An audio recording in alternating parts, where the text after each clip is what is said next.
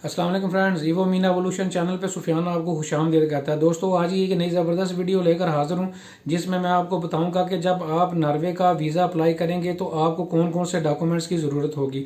दोस्तों, आप जिस भी कैटेगरी में नॉर्वे का वीज़ा अप्लाई करने जा रहे हैं तो आपको जो है वो बाकायदा मैं आपको पूरी एक चेक लिस्ट एम्बेसी की ऑफिशियल वेबसाइट से दिखाऊँगा कि आप जिस भी कैटेगरी में अप्लाई करेंगे तो आपको कौन कौन से डॉक्यूमेंट्स की ज़रूरत होगी।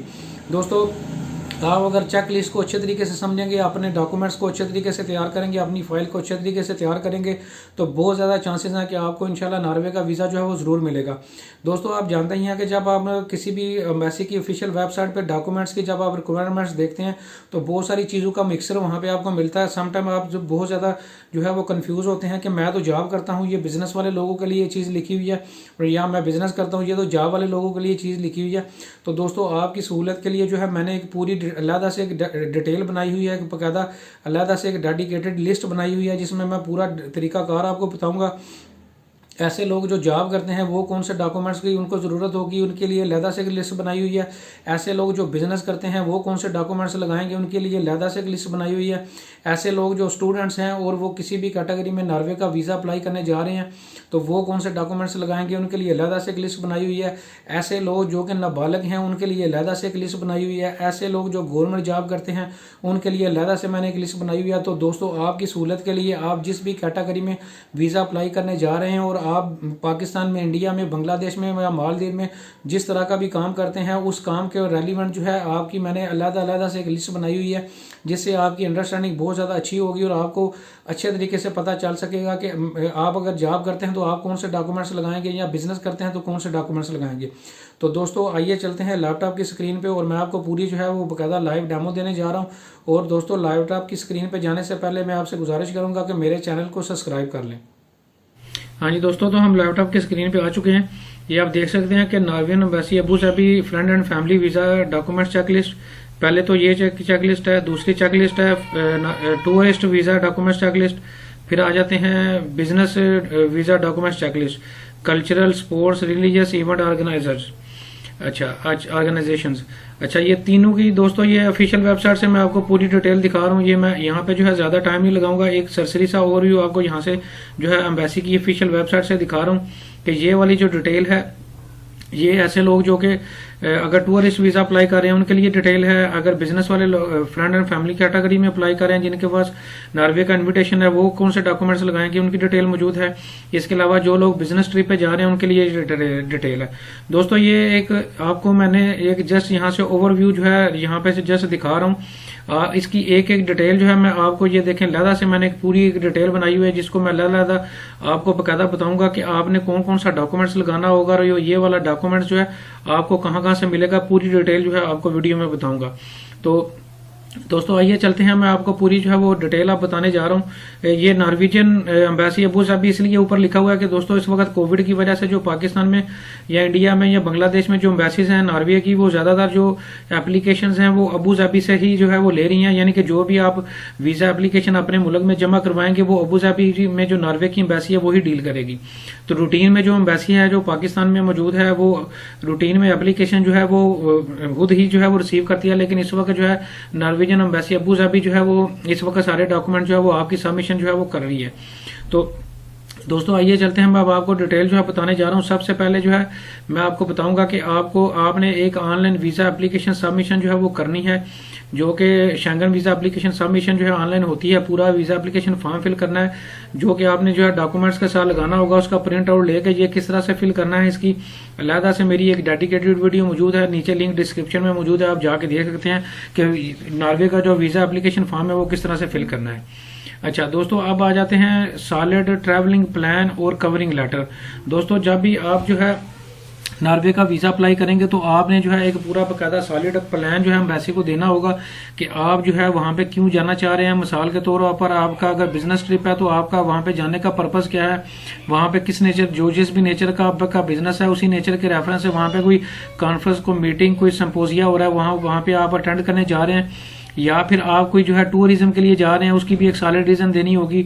और इस तरह की आपने कोई भी जो है नॉर्वे का जब आप वीजा अप्लाई करेंगे तो आपने पूरी एक सॉलिड रीजन जो है वो बतानी होगी एम्बेसी को।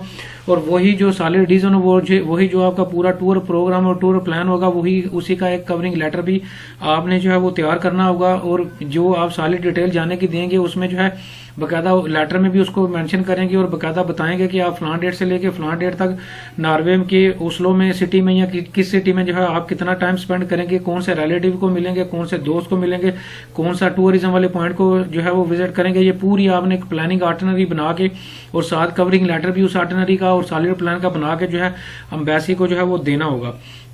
अच्छा, चौथे नंबर पे दोस्तों आपने जो है अपना कौमी शनाख्ती कार्ड नंबर जो है वो आपको चाहिए होगा, जो कि वैलिड होना चाहिए। इसके अलावा आपने जो है अपना पासपोर्ट जो है वैलिड आपके पास होना चाहिए, जिसकी 3 माह की एक्सपायरी होनी चाहिए।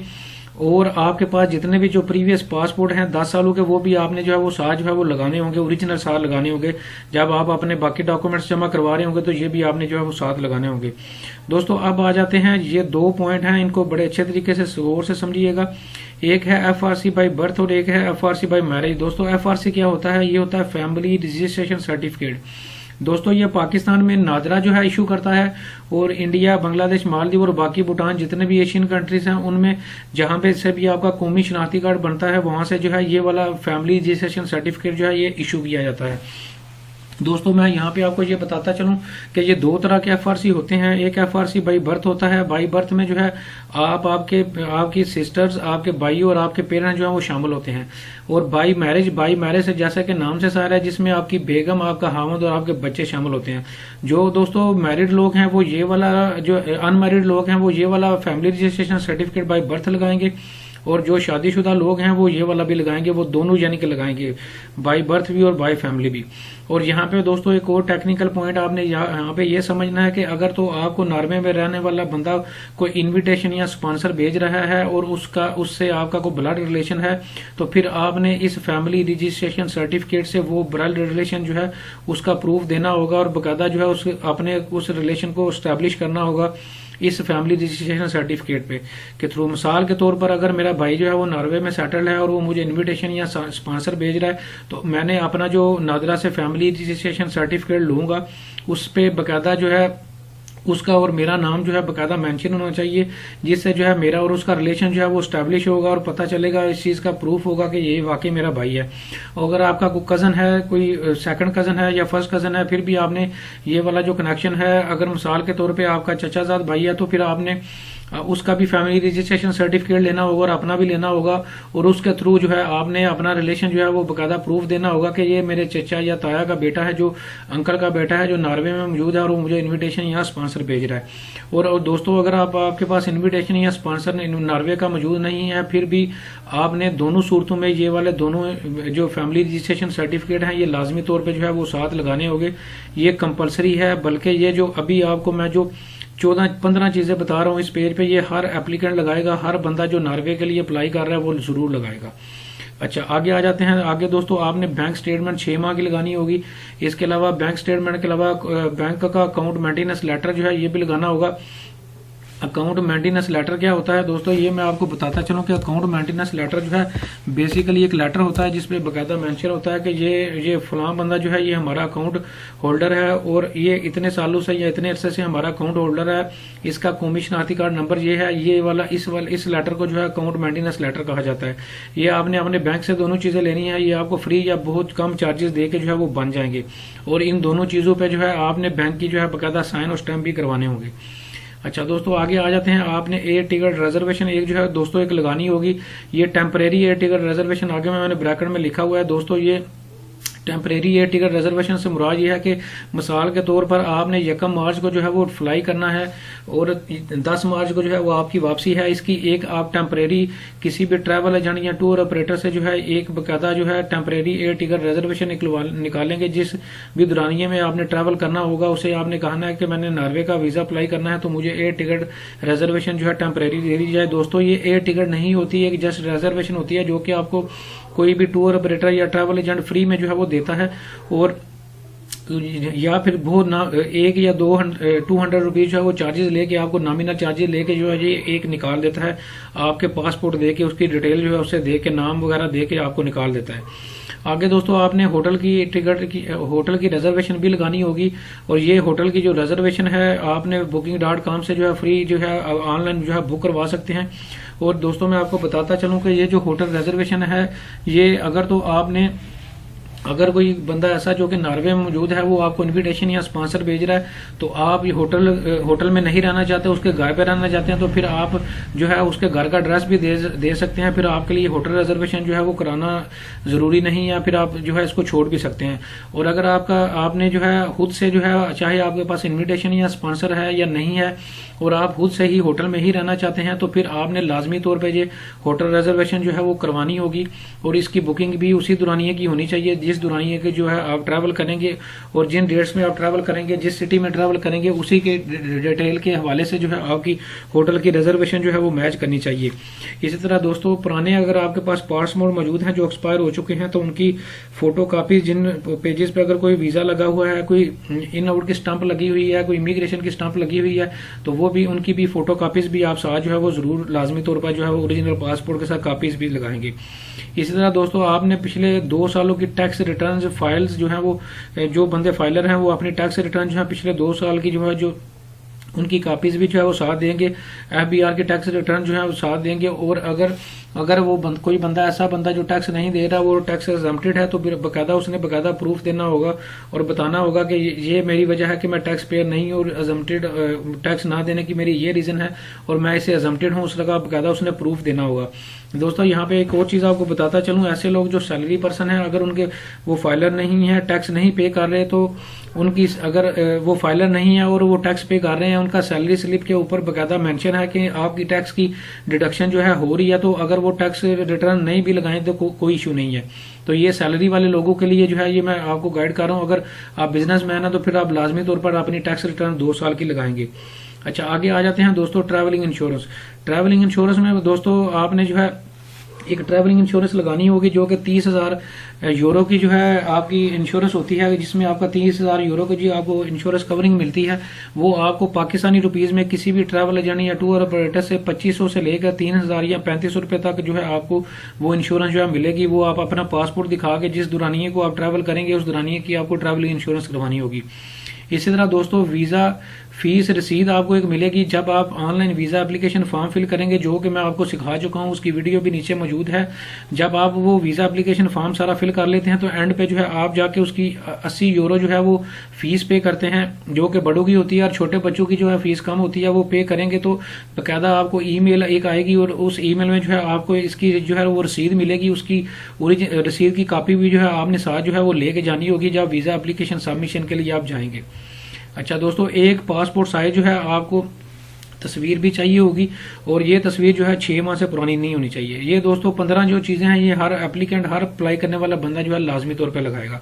अब दोस्तों आगे आ जाते हैं ऐसे लोग जो कि बिजनेसमैन हैं, अपने मुल्क में बिजनेस कर रहे हैं और वो नॉर्वे किसी भी पर्पज के लिए अप्लाई करने जा रहे हैं, तो वो कौन से डॉक्यूमेंट्स लगाएंगे, अब उनकी मैं डिटेल आपको बताने जा रहा हूँ।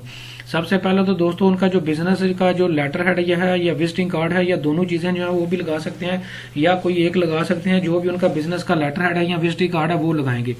अच्छा, अब नीचे जो है ऐसे लोग जो उनकी कंपनी रजिस्टर्ड है या फैक्ट्री या ऑर्गेनाइजेशन रजिस्टर्ड है, उसका रजिस्ट्रेशन का प्रूफ जो है उसकी कॉपी भी जो है वो साथ उन्हें लगानी होगी। इसी तरह दोस्तों ऐसे लोग जो कि नॉर्वे जो है किसी बिजनेस ट्रिप पे जा रहे हैं मिसाल, और वो अपने कंट्री में भी बिजनेसमैन है और वो नॉर्वे में भी किसी बिजनेस ट्रिप पे जो है वो जाना चाह रहे हैं, वो जो है बाकायदा क्या करेंगे, उन्होंने बाकायदा प्रूफ देना होगा कि जिस भी वो बिजनेस के पर्पज के लिए वहां पे नॉर्वे में जा रहे हैं, वहां पे उनके जाने की रीजन या तो कोई वहां पे कोई उनके बिजनेस के रेलिवेंट कोई जो वहां पे जो है कोई कॉन्फ्रेंस हो रही है, मीटिंग हो रही है या सिम्पोजिया हो रहा है, उसमें वो पार्टिसिपेट करने जा रहे हैं, उसकी बाकायदा उसने रिजर्वेशन जो है वो बाकायदा वो करवानी होगी उसी सिम्पोजियम की, या उस जो भी कोई सेमिनार हो रहा है उसकी जो है वो बाकायदा एक उन्होंने वहां की जो है बाकायदा जो है बुकिंग करवानी होगी, और उसका प्रूफ भी उनके पास जो है वो होना चाहिए।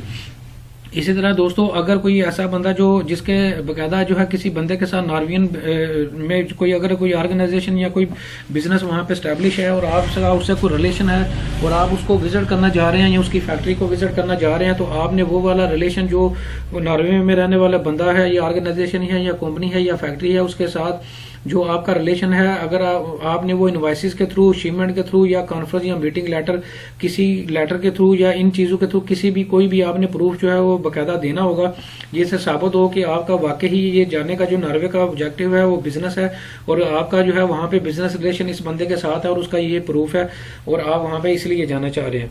तो दोस्तों ये जो फॉर्मेलिटी है ये बिजनेसमैन लोगों के लिए है। अब आ जाते हैं ऐसे लोग जो कि नॉन पाकिस्तानी हैं या ऐसे लोग जो इंडिया, बांग्लादेश या मालदीव में रह रहे हैं, उनके पास वहां की नेशनैलिटी मौजूद नहीं है। जैसे मिसाल के तौर पर पाकिस्तान में अफगान रिफ्यूजीज रह रहे हैं, अफगान महाजरीन रह रहे हैं, तो वो क्या करेंगे, उनका जो यहाँ पे लीगल स्टेटस होगा, यानी कि उनके पास अगर वर्क परमिट है या उनके पास कोई भी परमिशन लेटर है पाकिस्तान में रहने का, तो वो जो है वो उसकी कॉपी जो है वो लगाएंगे और उसकी 3 माह की जो है वो वैलिडिटी होनी चाहिए। और ये जो फॉर्मेलिटी है ये उन लोगों के लिए है जो नॉन पाकिस्तानी है, पाकिस्तानी शहरी नहीं है।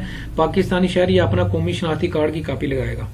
अच्छा, अब आ जाते हैं दोस्तों ऐसे लोग जो गवर्नमेंट की जॉब करते हैं वो क्या लगाएंगे। दोस्तों सबसे पहले तो वो जिस भी इदारे, जिस भी इंस्टीट्यूशन में गवर्नमेंट के काम करते हैं वहां से वो NOC, नॉन ऑब्जेक्शन सर्टिफिकेट जो है वो बकायदा उनसे लेंगे, वो उन्होंने जो है वो लाजमी तौर पर साथ लगाना होगा।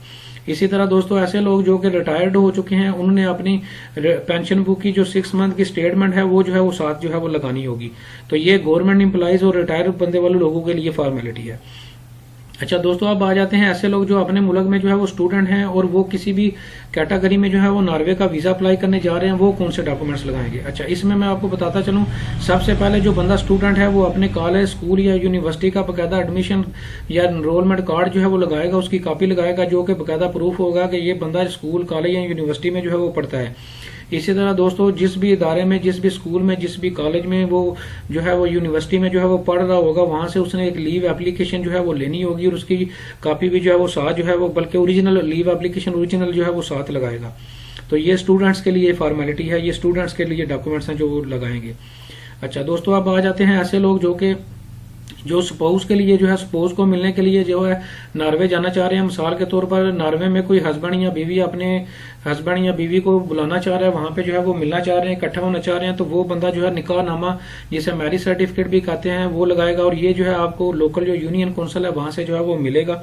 ये उन लोगों के लिए फॉर्मेलिटी है जो कोई मियाँ जो अपनी बीवी को मिलने के लिए नॉर्वे जा रहे हैं या बीवी अपने मियाँ को मिलने के लिए जा रहा है, ये वो वाला बंदा जो है ये डॉक्यूमेंट्स निकाह नामा के लगाएगा।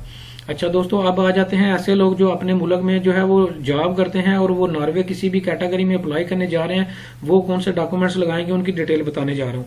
अच्छा दोस्तों, सबसे पहले तो वो अपनी सैलरी स्लिप लगाएगा, 3 माह की जो लेटेस्ट सैलरी स्लिप होगी वो जो है वो साइन और स्टैंप के साथ जो है वो लगाएगा। कंपनी, ऑर्गेनाइजेशन या जहाँ पे भी वो काम कर रहा है उसे साइन और स्टैंप के साथ लगाएगा। इसके अलावा दोस्तों वो अपना जॉब लेटर लगाएगा, जिस भी कंपनी, जिस भी ऑर्गेनाइजेशन, जिस भी फैक्ट्री, जिस भी इदारे में वो काम करता है वहां से वो जॉब लेटर होगा। ये जॉब लेटर क्या होता है? जॉब लेटर बेसिकली ये होता है, उसमें बाकायदा मेंशन होगा कि ये बंदा जो है फलां डेट से आज की डेट तक हमारा एम्प्लॉई है, इसका कौमी शनाख्ती कार्ड नंबर ये है, इसकी एनुअल सैलरी जो है ये है, इसका नाम ये है। ये जॉब लेटर होता है, ये वाली भी आपने लगानी होगी।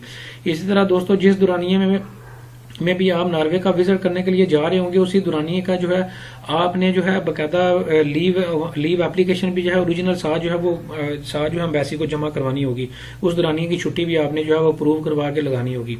इस तरह दोस्तों अगर आप किसी ऑर्गेनाइजेशनल ट्रिप पे जा रहे हैं, किसी कंपनी या ऑर्गेनाइजेशनल ट्रिप पे जा रहे हैं, तो फिर आपने अपना उस कंपनी या ऑर्गेनाइजेशन से जो है वो कनेक्शन जो है एस्टैब्लिश करना होगा। उसका आपने प्रूफ देना होगा कि जो नॉर्वे में ऑर्गेनाइजेशन या कंपनी मौजूद है जो मुझे बुला रही है उसका मैं एम्प्लॉई हुई है, उससे मेरा ये रिलेशन है। तो ये उन लोगों के लिए फॉर्मेलिटी है जो किसी कंपनी के ट्रिप पे जा रहे हैं या ऑर्गेनाइजेशनल ट्रिप पे जा रहे हैं।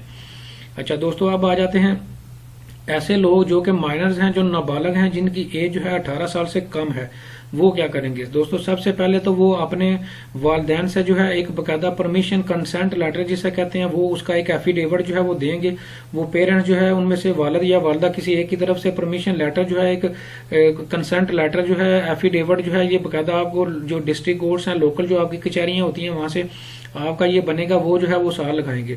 और बकायदा वो उसमें इजाजतनामा आपके पेरेंट्स की तरफ से होगा कि ये बच्चा हमारा, इसकी 18 साल से एज कम है और इसको जो है हम इजाजत दे रहे हैं ये नॉर्वे जो है इस ऑब्जेक्टिव के लिए जा रहा है और हम इसको इजाजत दे रहे हैं। इसी तरह दोस्तों वो बंदा जो बंदा नॉर्वे अप्लाई कर रहा है और उसकी उम्र 18 साल से कम है, वो अपने वालिदैन का कौमी शनाख्ती कार्ड और पासपोर्ट की कॉपी भी जो है वो साथ देगा। इसी तरह दोस्तों ऐसे लोग जो कि नाबालग हैं, उनकी उम्र 18 साल से कम है और उसके पेरेंट्स मौजूद नहीं है, फोत हो चुके हैं या किसी और वजह से वो नहीं है, उनकी सेपरेशन अगर हो चुकी है, तो वो जिसकी भी सरपरस्ती में जिंदगी गुजार रहे हैं, वो जिसे लीगल गार्डियन कहा जाता है, उसका कौमी शनाख्ती कार्ड और पासपोर्ट की कॉपी जो है वो साथ लगाएगा। तो ये उन लोगों के लिए फॉर्मेलिटी है जिनकी उम्र जो है 18 साल से कम है, ये वो लोग ये डॉक्यूमेंट्स लगाएंगे। अच्छा, आगे आ जाते हैं दोस्तों। ये कुछ ऑप्शनल चीजें मैंने लिखी हुई हैं। ऑप्शनल से मुराद ये है कि ये एम्बेसी की ऑफिशियल वेबसाइट पे तो मौजूद नहीं है कि ये आपने डॉक्यूमेंट्स लगाने हैं, ये जरूरी नहीं है, बल्कि ये गैर जरूरी हैं, ये ऑप्शनल है। अगर ये आप डॉक्यूमेंट्स लगाएंगे तो आपके वीजा के चांसेस जो है बढ़ सकते हैं, अगर नहीं लगाएंगे तो कोई इशू नहीं है, ये जरूरी नहीं है। सबसे पहले अगर आपके पास क्रेडिट कार्ड मौजूद है तो उसकी स्टेटमेंट 1 या 2 लगा दें, या जितने भी क्रेडिट कार्ड मौजूद हैं उनकी स्टेटमेंट्स लगाएं। अगर आपके नाम पे गाड़ी है तो उसके डॉक्यूमेंट्स की कॉपी भी साथ जरूर लगाएं। अगर आपके नाम पे गाड़ी या कोई प्लॉट मौजूद है तो उसकी भी फोटो कॉपी जो है साथ जरूर लगाएं। अगर आप बिजनेस करते हैं या आपके पास चैम्बर ऑफ कॉमर्स का कार्ड या मेंबरशिप मौजूद है तो वो भी उसकी कॉपी भी साथ जरूर लगाएं। तो ये ऑप्शनल कुछ 4 चीजें थी जो मैंने आपको बताई हैं। अच्छा दोस्तों, अब आ जाते हैं ऐसा बंदा जो कि नॉर्वे में मौजूद है और वो आपको इनविटेशन या स्पॉन्सर भेज रहा है, वो कौन कौन से डॉक्यूमेंट्स लगाएगा वो आपको बताने जा रहा हूँ। सबसे पहले तो दोस्तों वो आपको एक गारंटी फॉर्म, जिसे को इनविटेशन फॉर्म ये बकायदा का UDI कहा जाता है, वो जो है बकायदा नॉर्वेजियन पुलिस से टेस्ट करके आपको जो है वो भेजेगा। वो आपने जो है वो साथ जो है अपनी एप्लीकेशन के साथ सबमिट करवाना होगा। इसी तरह दोस्तों अगर नॉर्वे में वो उसके पास नॉर्वे का पासपोर्ट मौजूद है या किसी और यूरोपियन शेंगन कंट्री का पासपोर्ट मौजूद है, जो बंदा आपको इन्विटेशन या स्पॉन्सर भेज रहा है, तो उसकी उसने जो है उसके पासपोर्ट की कॉपी, या अगर उसके पास वर्क परमिट है तो उसकी कॉपी भी साथ लगानी होगी। इसी तरह वो अपने बैंक की स्टेटमेंट भी देगा, 6 माह की देगा। जो इसके अलावा जो है सैलरी स्लिप लगाएगा, या अगर वो जॉब नहीं करता, उसका कोई और सोर्स ऑफ इनकम है तो उसकी जो है बकायदा उसने प्रूफ देना होगा। और दोस्तों अगर वो बंदा जो है उसकी कोई अपनी ऑर्गेनाइजेशन या कंपनी या वहां पे रजिस्टर्ड है तो उसकी जो है उस कॉपी भी जो है वो साथ जो है वो लगाएगा। और अगर वो ऑर्गेनाइजेशन ट्रिप पे जो है वो आपको कोई बंदा इनवाइट कर रहा है, मिसाल के तौर पे जो है आपको वहां पे जो है नॉर्वे में कोई फैक्ट्री या कंपनी या ऑर्गेनाइजेशन मौजूद है जो आपको इन्वाइट कर रही है, बुला रही है और स्पॉन्सर भेज रही है, तो उसका आपने बकायदा प्रूफ देना होगा कि इस कंपनी के साथ मेरा ये रिलेशन है और ये इसका प्रूफ है। तो ये जो फॉर्मेलिटी है ऑर्गेनाइजेशनल ट्रिप करने वालों के लिए है। तो दोस्तों ये कुछ चीजें थी जो मैंने आपसे 1 by 1 सारी डिटेल आपको बताई है। अगर नॉर्वे के रेफरेंस से आपका कोई और भी क्वेश्चन हो तो आप कमेंट सेक्शन में पूछ सकते हैं। Thank you very much.